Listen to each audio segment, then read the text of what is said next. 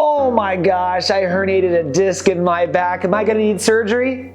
My name is Dr. Grant Elliott with RehabFix, here to tell you that 97% of individuals that pursue conservative care for disc herniations resolve without the need for surgery. You heard that correctly. Out of almost 280,000 subjects, 97%. This is incredible. This is a new study from 2020. This is a huge deal, everybody, because it shows all of us that if you have the right rehab program, you can resolve these issues just fine. And these are one of the most common low back issues. Unfortunately, they're commonly mismanaged though, and they're commonly sent to surgery or sent for injections prematurely.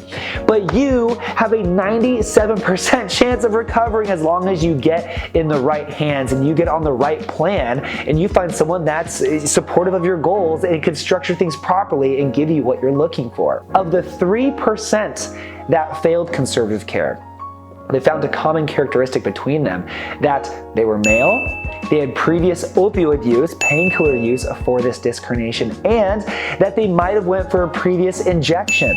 Yes, you heard that right. Previous injections and previous painkiller opioid use increased risk for surgery.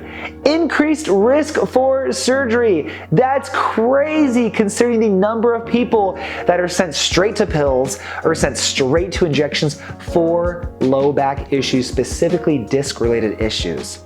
So now you know when the first thing that is suggested is pills, or the first thing that is suggested is injections. You know that should not be the case because that increases your risk for failure of conservative care, for rehab and those types of things, and it increases your risk for surgery.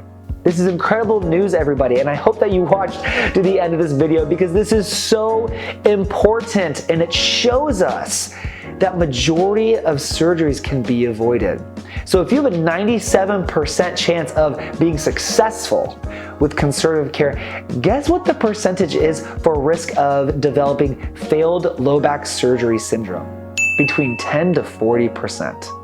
You heard that right, 10 to 40%. So let's look at the upper end there, 40%. That's close to a flip of a coin that your surgery will fail. And let's consider the extensive risks that are associated with surgery, the extensive costs that are associated with surgery, and let's compare that almost 40% rate to the 97% success rate associated with a proper rehabilitative program and guidance with these low back issues. Look at the comparison between these.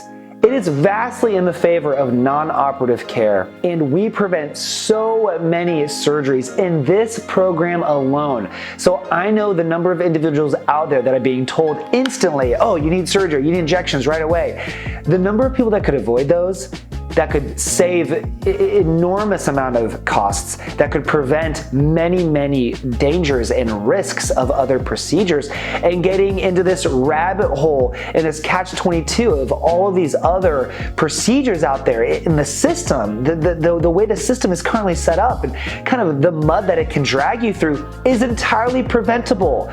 So I want to encourage you, consult someone that you trust, whether that's me or whether that's somebody else. I don't care. I just want to make sure you get in the hands of someone who cares about you, who values your life, who values your goals, and is centered around you and achieving what you want to achieve so that you can avoid all these other things and all these other traps that are out there for you.